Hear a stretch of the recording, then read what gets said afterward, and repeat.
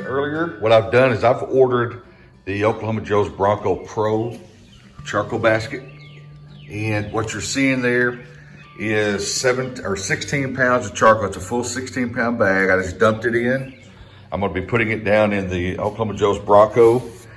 So I'll go down in regular, just like the other pan would do.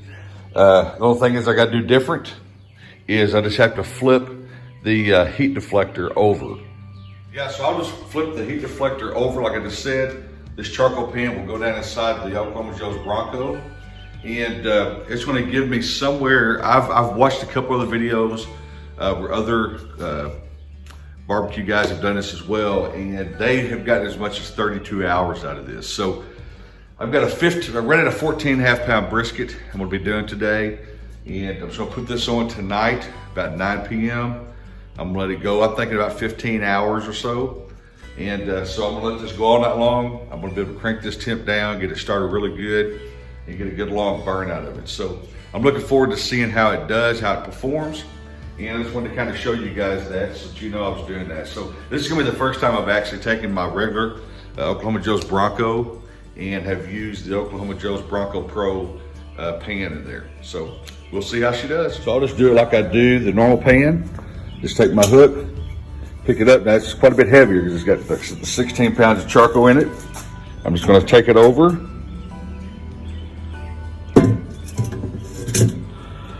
And set it right down the side just like that.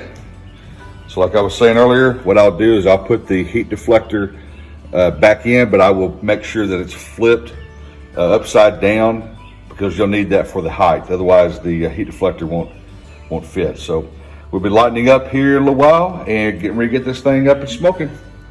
All right, so I'm going to put in my heat deflector. As you can see, I'm going to put it in this way with the legs facing down and not the other way. Sorry about the light, but it's dark out here. So I'm going to put it in because I got the Oklahoma Joe's Bronco Pro pan.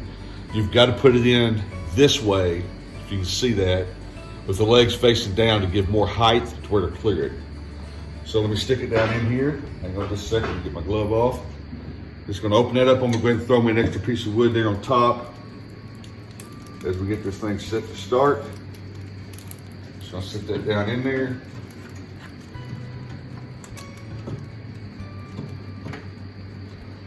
Make sure I get that in there good.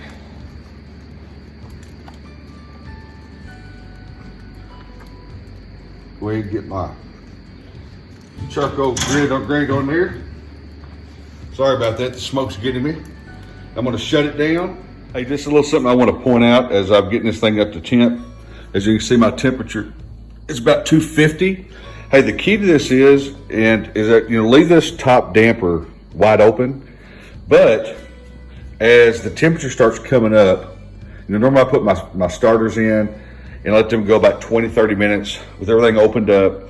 And then when it's really good and caught hold and the coals are starting to really get red in that one section, I go ahead and shut the lid.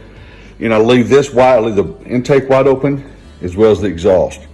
But as my temperature starts to come up here, I start making adjustments here because what you want to do is stay ahead of your temperature rise so that it won't continue to rise as you're trying to adjust. So when it hits about 240, I move this here back to about the number 2, or actually I moved it to number 3.